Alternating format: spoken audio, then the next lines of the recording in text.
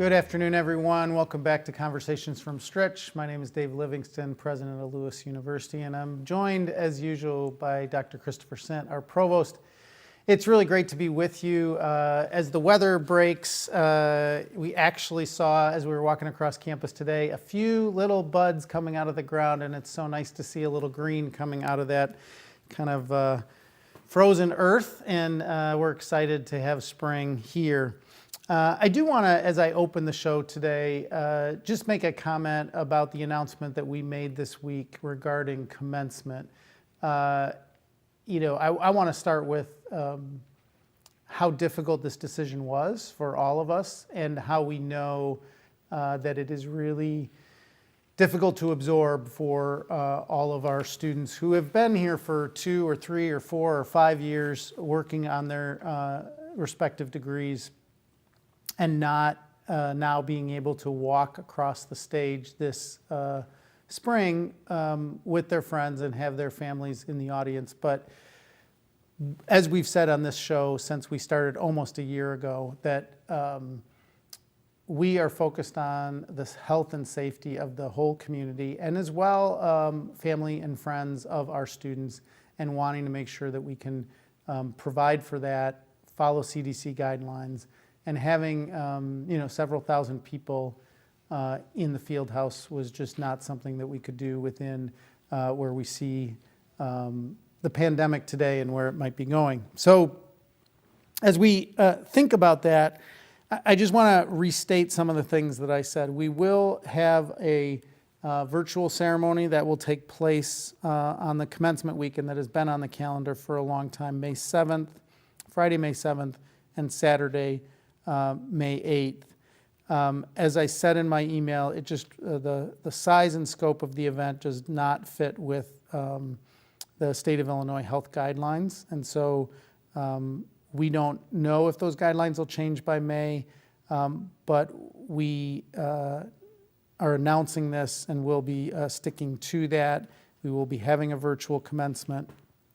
Additional details will be coming forward for all of you regarding the commencement weekend, as well as what we're really hopeful about and excited about is other activities that are designed to bring people to campus in smaller groups. This might be college-based, it might be department-based, for them to be able to take photos on campus, to pick up their robes and their honor cords and all those other things. So we're really we're working through this, so what I would say is continue to go to the website. There's a tab there for commencement, and you can continue to see the updates as we look at how we can bring people to campus in smaller groups than the whole class graduating, but in large enough groups that you can really be with your friends and be able to take some pictures and feel that sense of community and the sense of association that we really care about here at Lewis. So this ties directly into COVID questions, Dr. Sint. So Chris, can you just give us a little update on where we're at with COVID, and then we have a few other news announcements, and then we're really excited about our guest today. Okay, sounds good. Great to be with everyone today. Yes, we've been thinking about commencement a lot, and very, very difficult and powerful set of decisions connected to that. And I just want to emphasize how much we've been thinking about how the other events that are going to go on around graduation and commencement are going to be, we think, really exciting and bring students together to campus with their families in connection with each other and with faculty that we know is such an important part of the process. And we're just figuring out ways of doing it in smaller groups that will, like the president said, satisfy the Department of Health guidelines.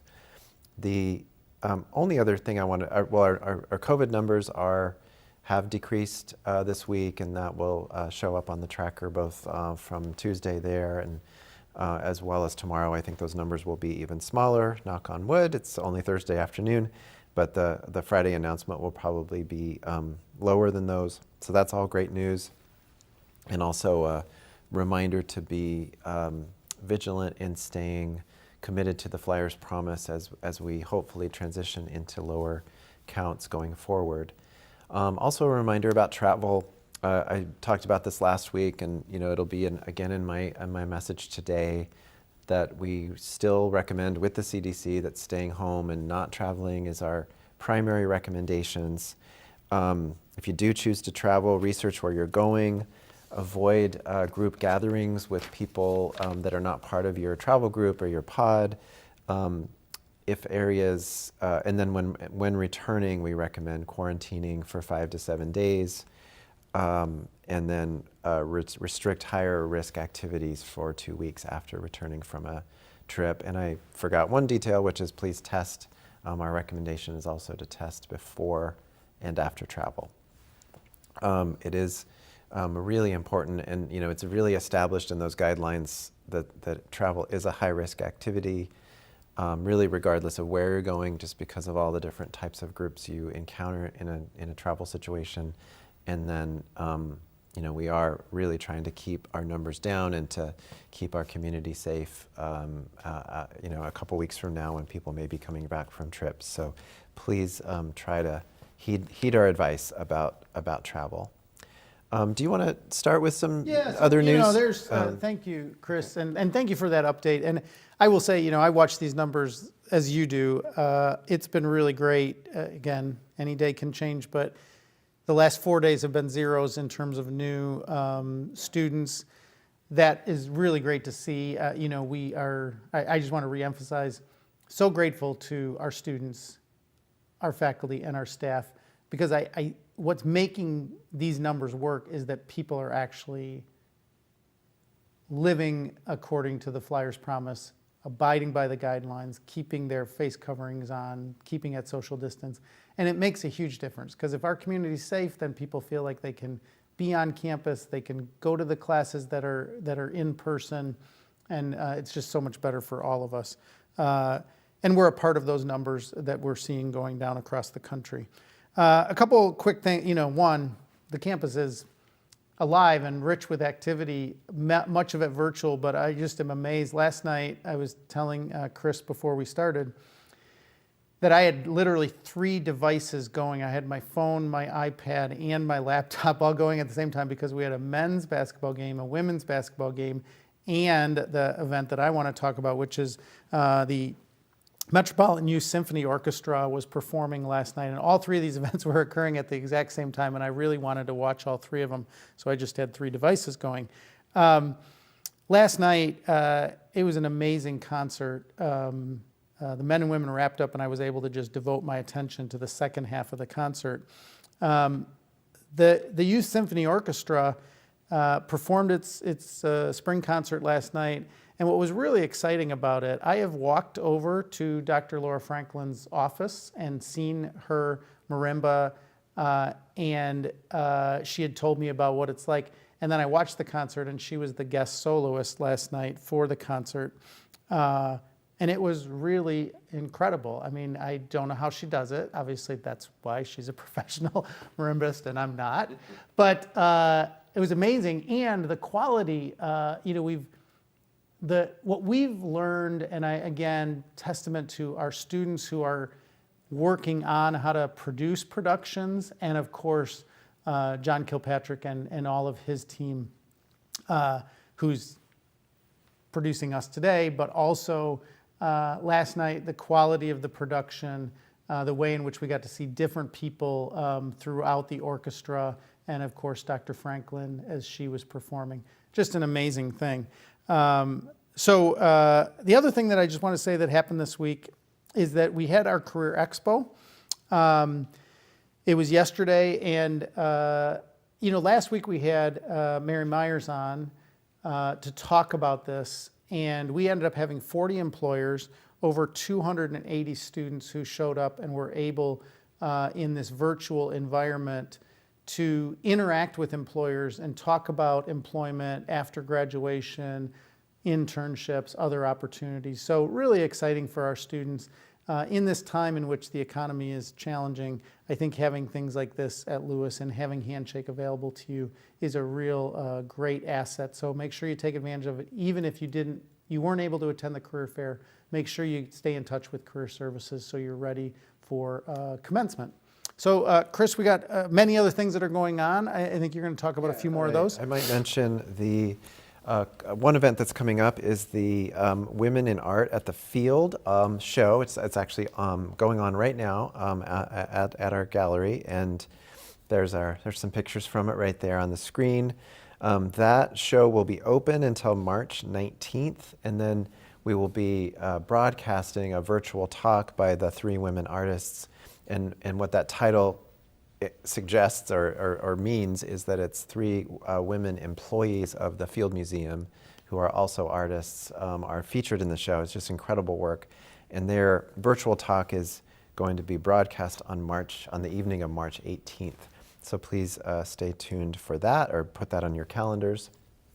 We also sent out the call yesterday for the President's Student Art Show. And so looking forward to that probably being the next exhibit after this one closes.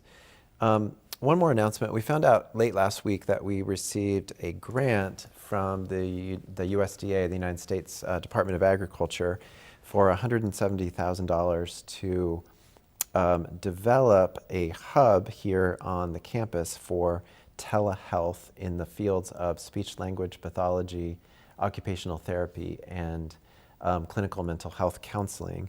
And we're really excited. It's basically the way that it will work is that we are setting up the hub here where our faculty and students or graduate students who are in professional placement in those fields can work from our campus but provide those services to individuals in rural school districts, and it's especially for special education students in rural school districts in West Central and Eastern Illinois, in places where they can't get easy access to those services normally in the course of a week or a course of a period when they really are in need of those services. So it's really, really beautiful project, and our faculty and staff team of Tina Veal, who's been with us on the show before, the Dean of our College of Education and Social Sciences, Kip Klein, along with Napoleon Garcia, Sue Charnley, and Kathy Helm-Lewis are kind of co-leaders from their different disciplines and from our technology and facility side. So it's a great project. I think it will continue being something that we can provide here for years after the grant helps us get started with it. And it's both kind of connected to some of the discoveries of COVID-19 and also connected to, I think, where these fields are going as well. So it's an incredible opportunity for our graduate students to get this training while graduate students, because it's something that many professionals in those fields need to know how to do now. So that's cool. Yeah, so, just to piggyback on that, in terms of other things that we have found out lately and that are happening, just wanted to say that, one, Lewis is a leader when it comes to healthcare in the Chicago metro area, and I love the idea that we are expanding our reach into more rural populations where they don't have the same healthcare as the Chicago metro area does by using this grant. Exciting in terms of our leadership is that we just received word on the pass rates for what's called the NCLEX exam, which is the National Council Licensure Examination Test for nurses. So they have to obviously get their degree, and then they have to pass their NCLEX exam in order to practice as a nurse out in the field. And we had a 97% pass rate, which is incredible. That's first time takers of the NCLEX exam for all the Lewis nurses who took that during 2020. The national pass rate, according to the Illinois Department of Financial and Professional Regulations, is 87%. The pass rate in Illinois is 88%, and we were at 97% again. So really a testament, obviously, to our students. They're the ones that have to take the exam and studied incredibly hard, stayed up with the curriculum, but also to our faculty over in nursing and the administration in the College of Nursing and Health Sciences, because they create a curriculum in which, if our students stick to it, they end up in a position where they really feel confident as they walk into the test and are successful. Last thing I'll say, and then I'm going to turn over the both introduction of our guest and some athletic updates. But next week, we are really excited to feature Dr. Julia Koklus, Chair of the Department of Nursing, so combination on nursing. And she's going to talk to us about the way in which our faculty and our students have participated in vaccinations. I know we were all excited to hear the news about the Johnson & Johnson vaccine, and especially that Merck's is going to partner with them, and President Biden saying that maybe all the adults in the country will be able to have a dose of vaccine by the end of May. Obviously that has to play itself out. But we're really excited next week to feature what our nurses are doing, both our student nurses and our faculty nurses, to help get the vaccines out into the community. It's one more of these ways, just like the telehealth, that we are pushing ourselves out into the community and making the community healthier and safer. So, but there's a lot going on with athletics, Chris. Yes. And can I say one thing about that NCLEX pass rate? That I know we're just throwing out numbers, but I just how to say this without sounding too competitive. 97 is a lot higher than 87. Yes. I'll just leave it at that. We're very close to the top of the state in those test results, and we should be so proud of those faculty and students. Okay, there is a lot going on with athletics, as we've been talking about. It's many of our fall seasons are happening in the spring, and so there's so much. President Livingston mentioned we were watching basketball while also watching that amazing performance last night.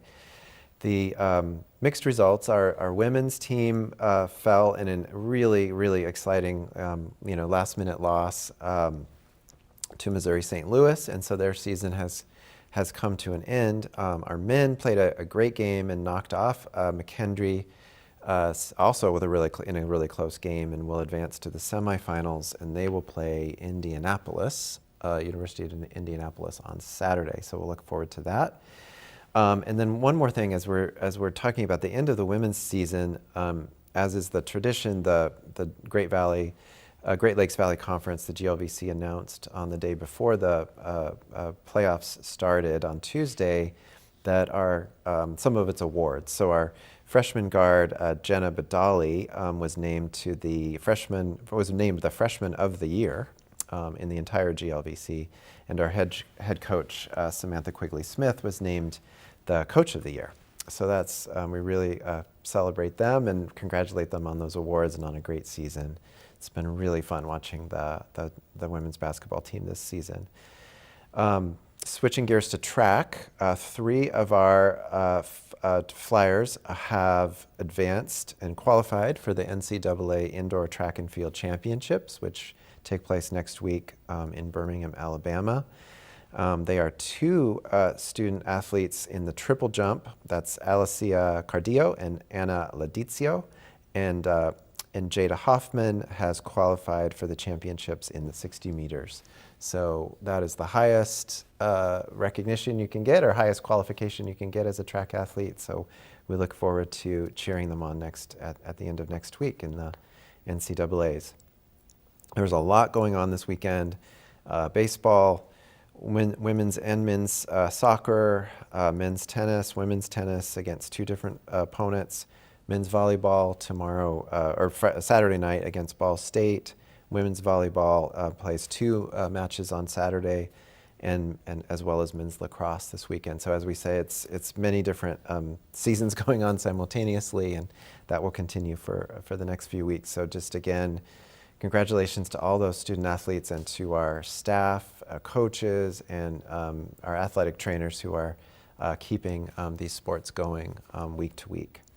So now we will shift gears and introduce our guests. We have 2 guests today, both from the College of Business. So we're focusing our rest of the show about some aspects of the College of Business. And the first is to introduce and welcome the Dean of the college, Ryan Butt. And Ryan's been with us for 4 years as the Dean. And I just wanted to say a couple things about him before bringing him on that people may have forgotten or don't know about his work before coming to Lewis. So in the late 1990s, he worked for an NGO in Kenya, creating social entrepreneurship activities for children And he also founded a managing firm specializing in social ventures within nonprofit organizations. And he's done really great work as the dean of the college, and we're just going to bring him on and ask him about that. But really, primarily our accreditation, ACSP accreditation that we announced last week is a real opportunity to focus in on the college a little bit and to celebrate that great accomplishment. So welcome, Ryan. Great to be with you. Yeah, thank you, Dr. Sen. Appreciate the opportunity to come here and share a bit about the accreditation.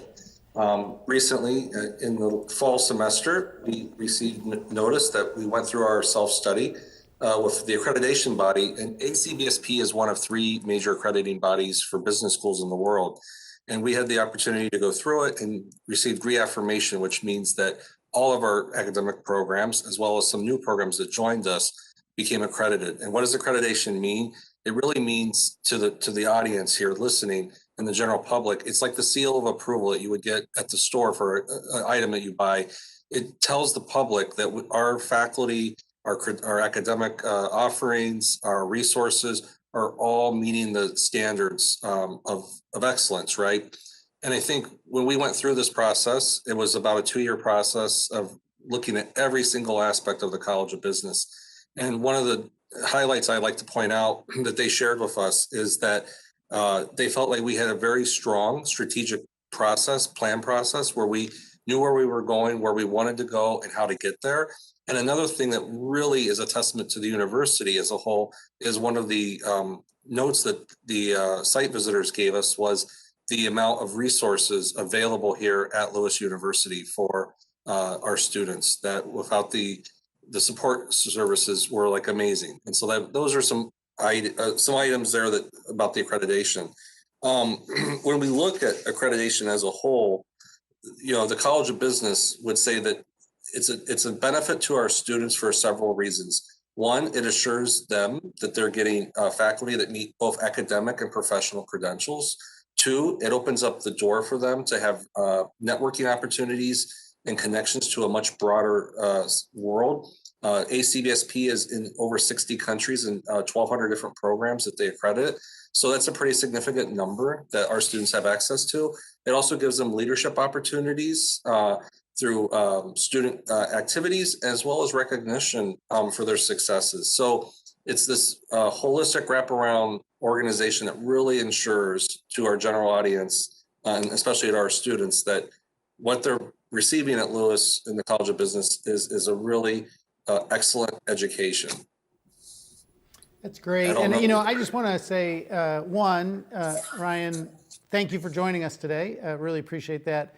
2, thank you for your leadership, and especially leading through accreditation. Chris and I are both well aware of, as we worked with obviously many colleagues a few years back, the process of getting the entire university accredited, and we often have had other colleagues of yours in different departments talk about their accreditation. So it as you mentioned, it's a big deal.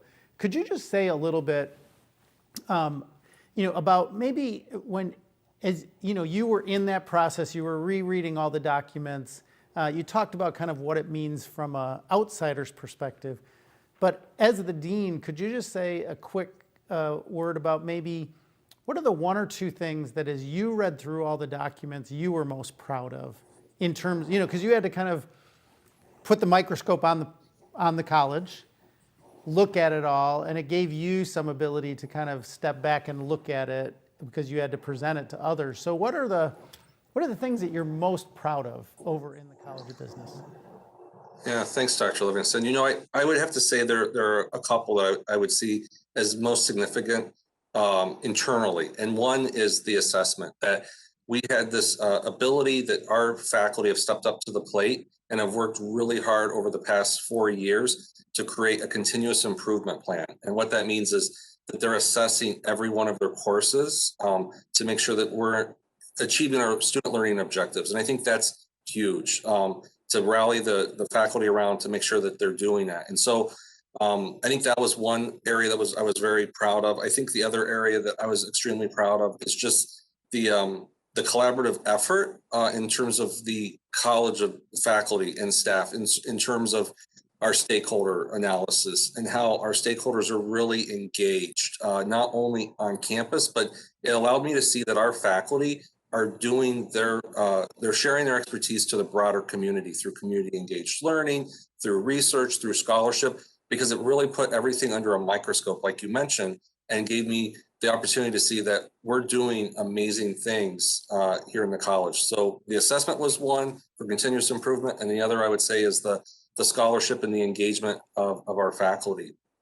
That's great. Yeah, that makes a lot of sense. I mean, I just want to reaffirm what Ryan is saying there around continuous improvement. So what that really means is that we have shown that we're paying attention or continually keeping track of every course we teach, every degree we offer, in terms of asking questions like, are students really learning what we say that they're learning? And also, to Ryan's point, is the curriculum relevant to the current year that we're living in? And, it's not the same degree in business or economics or whatever it might be as it was in 1995 or something. We continually increase and reflect on what the current trends are in higher education, as well as what communities need and what employers need. So that's a really high praise that we got high marks on that. And then, of course, we're always just so pleased to be making a community impact. Ryan, it's not super common to receive 10-year accreditations. I think our nursing program is actually, we were just talking about, is another example of a accreditation cycle that's 10 years long. Most are shorter than that. Most are 4 or 5 years. And so I just maybe want to say that to emphasize how important this was, because it's a big interval, and it also it's higher stakes in terms of being able to get through it. And so in that process, our presentation of ourselves to the accrediting body is about a 10-year future. So could you say a little bit about like what you're thinking about, what the faculty with you are thinking about in terms of where the college is going in the next 10 years before the 2030 accreditation comes? Wow, 2030, that's just around the corner, it seems. I think if we looked at it from a couple different points where I see the college going, after the steep microscope of us looking at where we were, I think one would be we're reimagining academic programming. And I think that means in terms not only the curriculum and the content in those subject areas, but also the modality, how we deliver those courses. And I think, one of the challenges with COVID was how do you deliver courses, but I think it's actually been a positive for the college because we've actually had to learn to adapt to a different norm. And I think that's good. So I think you're going to see us start shifting our curriculum into being more responsive to employer needs. And that would be my second part, is the stakeholder engagement. I see us really looking to really strengthen our stakeholder involvement now through like the sales excellence program, through our internships. And I think you're going to see that grow even more, especially with the Innovation Hub, the Lowell Stahl Center for Entrepreneurship. So I think you're going to see that. And then I think the third piece maybe would be creating, these launching innovative programs that we're not thinking of yet. And I think the next guest, our colleague, Dr. Boysen, is going to share about is taking a program that's actually what employers want. And just yesterday, the Wall Street Journal had a full article on redesigning the MBA based on what employers want. And actually, Sheila has done that for us. And I think that's where I see the future of us going, is that we're going to always be tweaking our curriculum, and it might be different majors going forward, but we're always going to be at the forefront of business. And that's going to be a challenge for us, but I think one that we gladly accept here at the College of Business. That's great, Ryan, and thank you for doing our work for us and Exactly. providing a transition into introducing our next guest, Dr. Sheila Boysen. So Sheila is an associate professor in the college and is the program director of both the Masters of Organizational Leadership program and the MBA programs on campus, as well as the training director of our International Coach Federation accredited executive coach program. And she's got a wealth of experiences as a master certified executive leadership coach and has been working in this area for many, many years. we also want to, as a way of introducing Sheila, we also want to mention, and then we'll ask her about it, that we're planning on, we've become a certified TEDx institution this year, thanks to Sheila's leadership and Ryan's. And our first TEDx presentation is going to be on April 16th, throughout the morning on April 16th. And so that's when we will be presenting a series of faculty experts speaking in TEDx style format about their faculty expertise. So I'm super excited about that. This incredible lineup of guests, and Sheila is actually one of those people, and we, because it's COVID and we could do everything, or a lot of things pre-taped, we have taped a little bit of it, so we thought we might show just a snippet of her TEDx talk before welcoming her on. So I think we have. What do you want to be when you grow up? A question that most of us are asked multiple times throughout our lives. But how do we answer the question? Notice the question itself is not, what do you want to do, but what do you want to be? That's great. So welcome, Sheila. Hi, everyone. That was a Thanks shorter so much. clip. That was a shorter clip than I expected. It was very dramatic. And I just want to say, I'm still trying to figure it out. So it's a great question, and it doesn't stop when you're 12 or 18 or 25. You can be almost 60 and still be asking the question. So anyway. But so maybe, so welcome. And since we just looked at that, could you tell us a little bit about the TEDx license and the program and what our approach is to that and what we can look forward to on April 16th?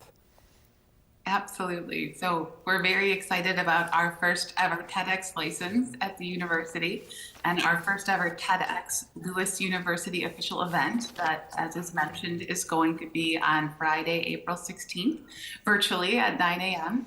And I had the privilege there to take the stage along with 4 of my amazing colleagues across the university and share some of our passions and thought leadership platforms about topics that we're very, very passionate about and just really important to sharing that message with others. So looking forward to that event on April 16th. Great. And so we really wanted to have you on today with Ryan talking about the College of Business's reaccreditation. And then he just described some of the forward-looking work that's going on in the college. And one of those main examples of that is a kind of reimagining or a revision of the MBA degree along the lines of what's relevant and what we're hearing across the country in employers. And we certainly know and had a lot of conversations, and many of our viewers are probably aware that there's a lot of conversation across the country over the last decade probably about MBA programs and how that what people should be learning in them, and as well as what they're how they're training people for jobs in industry and management. So I think you have a little bit of a presentation prepared, I think, ready to show. And if not, we'd just love to hear from you around like what are some of the attributes of the newly designed MBA program.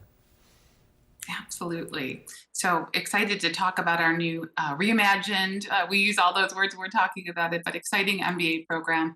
It's a stackable MBA program, and it's going to be launching for students this summer. It was a big team effort working with my colleagues across the college. It truly is interdisciplinary when it comes to the field of business. And a special shout out to a partnership with one of my colleagues, George Klemick, Dr. Klemick, really supported this process as well in partnership of reviewing different MBA models, looking at what communities and employers are really looking for when they're sourcing MBA candidates, and then bringing that to life in this new MBA program. So it is a career-focused program designed for early career starters, as well as more experienced professionals that are seeking that upward mobility, and professionals who just want to broaden their business knowledge. So our students are going to be provided with a tool set necessary to become productive, value-added professionals in their global communities.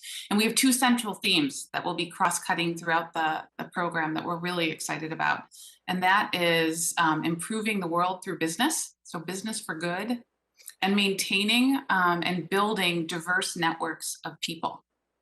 which is so important these days. And we know that 80% of jobs are coming from non-published sources, meaning maintaining that strong network. So that's exactly what we're setting out to do.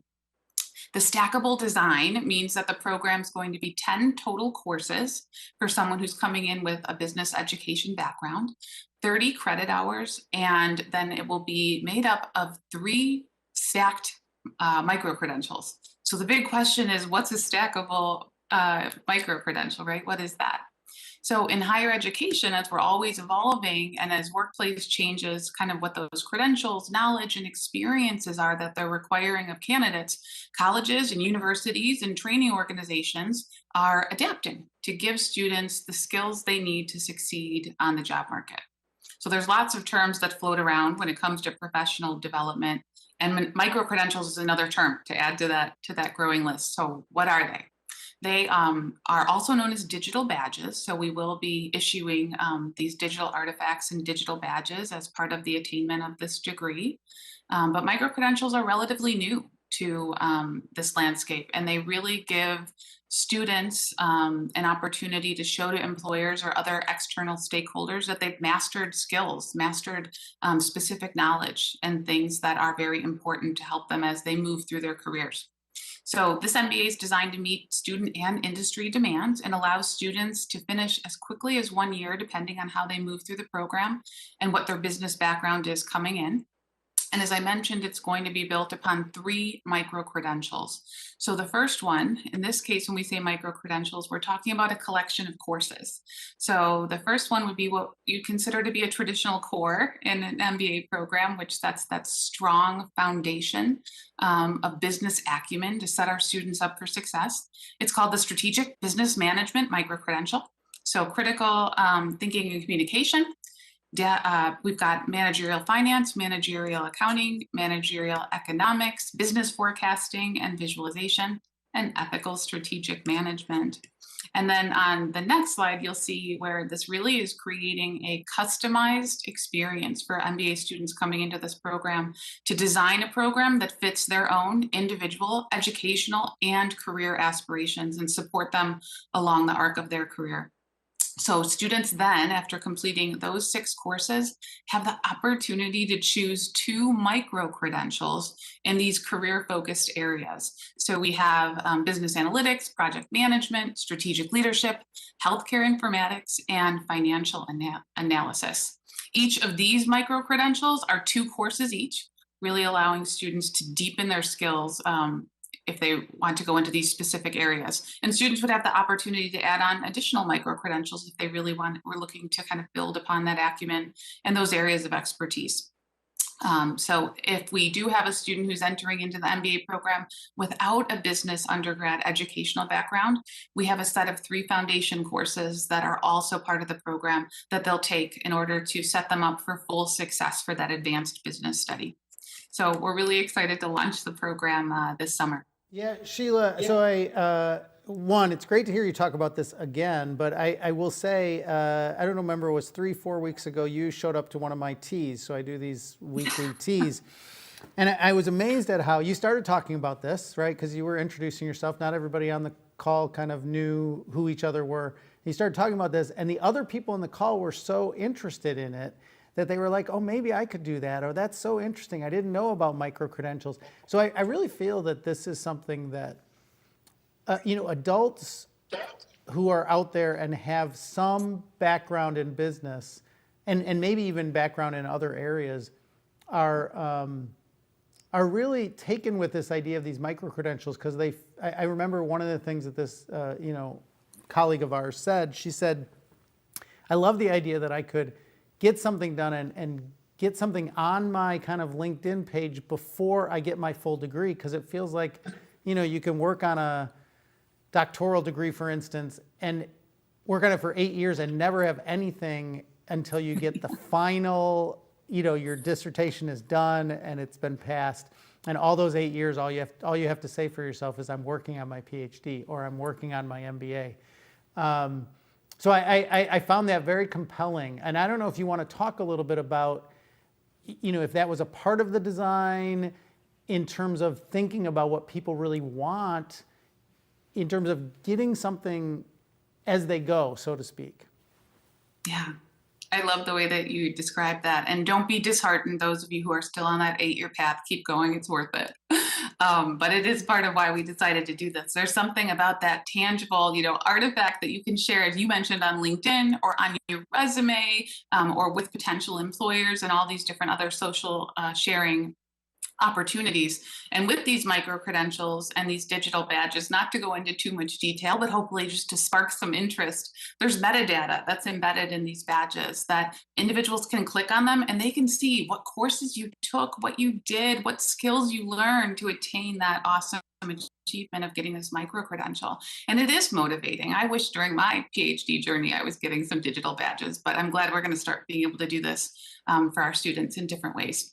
So Sheila, we had a question come in from a student, and I was going to ask something similar actually about how the micro-credentials work outside of the MBA context. So if I were a undergraduate student who's just graduating and I don't know if I want an MBA, but maybe I want a micro-credential in healthcare informatics or anything that was on that list, can I do that is one question. And then also another potential person I might be, what if I'm a MBA graduate from 2010 and I think, oh, I'm doing a great job in my career, but maybe I don't know about one of these newer areas that people are learning about in the new MBA. Could I come back as an alum or a graduate of another MBA program and take one of these micro-credentials? And how does that work? Absolutely. So yes and yes to both examples. Those are great examples. So as someone who wants to kind of test the waters of graduate education and begin the path by taking, a micro credential that supports them with a very specific career objective that's near term, they could test it out and they could start with the micro credential. And I anticipate what we'll see is folks might really love the experience they're getting and they might decide to opt into the full MBA degree, which would be fantastic. And for our MBA students that might be coming back from, I think you said 2010, we welcome you back. Come on back. And the idea with these micro credentials is we're going to continue to evaluate that community and employer need and these skills and opportunities for upskilling and reskilling that will best support our students, our alumni, and our future students to achieve their career goals. That industry are also kind of looking for. So we plan to continuously update and bring forward micro credentials that are going to be in best service to those community and industry demands and what our students need to be successful. That's great. And I maybe have one more question, Sheila, before we start to wrap it up with you and Ryan. I guess I'm really interested in those themes that you mentioned. So I think you said improving the world, and which always sounds good, and then a theme around networking and building your personal network, I think, is the second. And I guess people watching might be thinking, what's different about this and an MBA at another university? And I'm just assuming, and I just want to ask you about this, how are these themes inscribed or built into the curriculum, which are, of course, going to be typical MBA courses at their core, but how are they living these themes? How are the courses living these themes? Absolutely. So it might look a little bit different in each of the courses, but they are universal themes in the sense that all professionals out in industry can benefit from reflecting on how we can create more good through business and how we should be thinking about creating and maintaining diverse networks of people in our work and throughout our professional network as well. So these are going to be embedded in the design aspect of all of our courses, where it's part of the criteria as the courses are being designed that each subject matter expert that is injecting their expertise and their wisdom into these courses, and then each professor or instructor who comes in to teach them is going to be applying their lens of what that looks like in their work, in their life, in their business, and share examples of how students can be bringing this into their work and their lives as well. So it's going to be fun to see it kind of translate through each of the different subject matters. So I think one more last question, but we had another question that came in, Sheila. So there's a lot of interest in this. I think, again, this is, as I found, again, at our tea time. So I guess two quick questions. There's kind of a modality question. So this summer and fall, will these be online or in person, and location? Maybe you could quickly mention that. And then the second part of this, more maybe substantive part of this, is the type of faculty to be teaching in these different areas. the question is Lewis faculty or industry professionals, and I actually know that many of our Lewis faculty are industry professionals, so that's why I think there's some substance here. But maybe you could talk a little bit about the way that you're designing and thinking about the faculty part of this. And I know we just accredited all of our faculty, both full-time faculty and adjuncts, but maybe you could speak to how you see that playing out, the role of experienced industry professionals and more research-based faculty who might have had some experience in industry but now have been really working on the research side. Absolutely. I love that question because I think sometimes I forget a little bit that we're in a really unique and interesting position in the College of Business, that many of the faculty within the College of Business have very diverse and vast industry experience that they're bringing to their teaching. So they've made a couple of career pivots that put them in a really unique position to help many of our students make those same pivots that they're looking to make. So it is kind of a unique aspect where some of our faculty have that very traditional education, higher education background, but have been doing consulting and finding ways to bring industry into what they're doing, keeping that foothold. But many of our faculty members, if not most, have very direct and deep industry experience, connections, networks, and just that general wisdom that they're bringing to every single one of the courses that they teach. We find this not only with our full-time faculty who will be predominantly teaching in our program, but with our amazing pool of instructors that are in our adjunct pool as well. We are just so lucky in the College of Business to have such fantastic full-time and adjunct faculty that are fully dedicated to our students. Yeah, and I just want to say, I think Ryan is still with us. Yeah. And we just want to maybe bring him back on if he's still on the line to say goodbye. Sure. And I'm waiting to see if that's really true or not. Maybe he's gone. Maybe he's gone. And I don't know, guys back there, if we have oh, hey, Ryan.